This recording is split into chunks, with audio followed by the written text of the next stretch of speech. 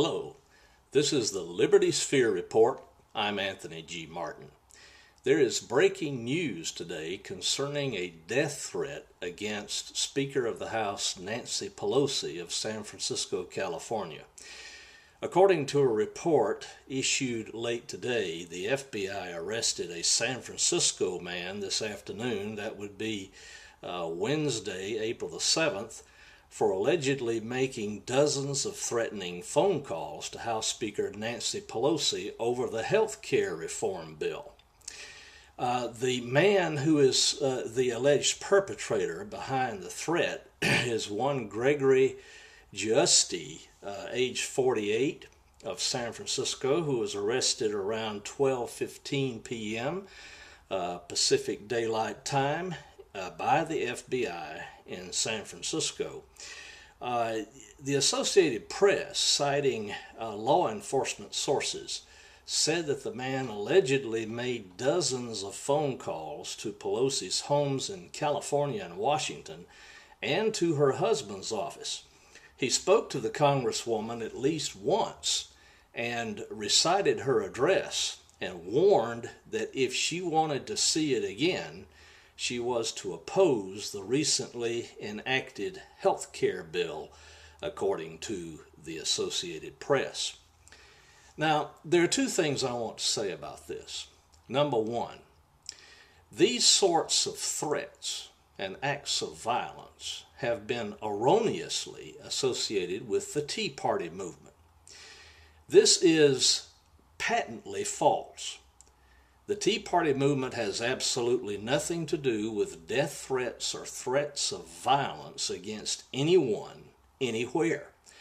As a matter of fact, Tea Party activists and the brave citizens who confronted their elected officials at town hall meetings last summer have themselves been the recipients of death threats and threats of violence. Some were injured by people who are a part of Andy Stern's SEIU union and also ACORN. Many of these wound up in the hospital with some fairly serious injuries. And I will say, many of us who are in the Tea Party movement have had our lives threatened by those who clearly are upset about the fact that we would dare speak a word of criticism about Barack Obama. Yet, to my knowledge, the FBI has not investigated nor arrested anyone concerning those particular threats. Clearly, we do not condone nor encourage the type of threat made against Nancy Pelosi. This is unconscionable. It should not have happened. It should not be. We all in one accord can unanimously condemn such behavior. And that brings me to my second point. The article, as reported by the Associated Press and by Alan Lingle out on the West Coast, who is reporting on AOL News, actually presents a very biased and one-sided view concerning these particular threats of violence. In the news story concerning the threat against Pelosi, the writer here happens to bring up threats made against Bart Stupak, the Democrat from Michigan, who supported the health care bill, although it does provide for funding for taxpayer-funded abortions, which Stupak had originally said that he opposed. According to CBS News, one threat was left on Stupak's voicemail that said something like the following: Congressman Stupak, you are a baby-killing, and some expletives deleted follow. And the person who left the voicemail allegedly told Stupak that he hoped that he, quote, bleeds out of his blank, gets cancer, and dies. Well, what this article and the writer failed to mention was that a top congressional Republican who opposed the Obamacare bill also received threats against his life. And yet this was not brought up in this article.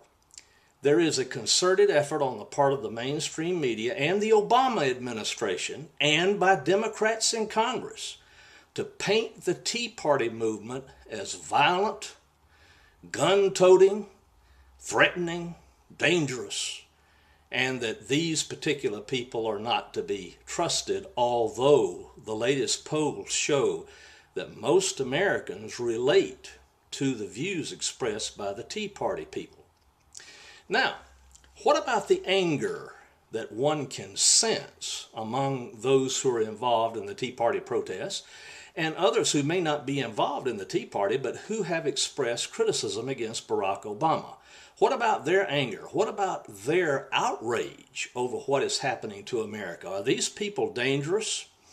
One person suggested that perhaps because of the rhetoric, that this necessarily means that these people are dangerous. The two do not necessarily go hand in hand, however. In fact, I would take the opposite view. To squelch human emotion and send it underground and put a cap on it invites explosive behavior. It does nothing to stop it. As a matter of fact, a case can be made that those who adequately vent their anger and outrage are the least threatening of all. The vast millions who are a part of the Tea Party movement are ordinary American citizens just like you and me, who love their country so much that they are outraged at what they see happening at the hands of this president and this Congress. There's nothing wrong with their anger. They have a right to be angry.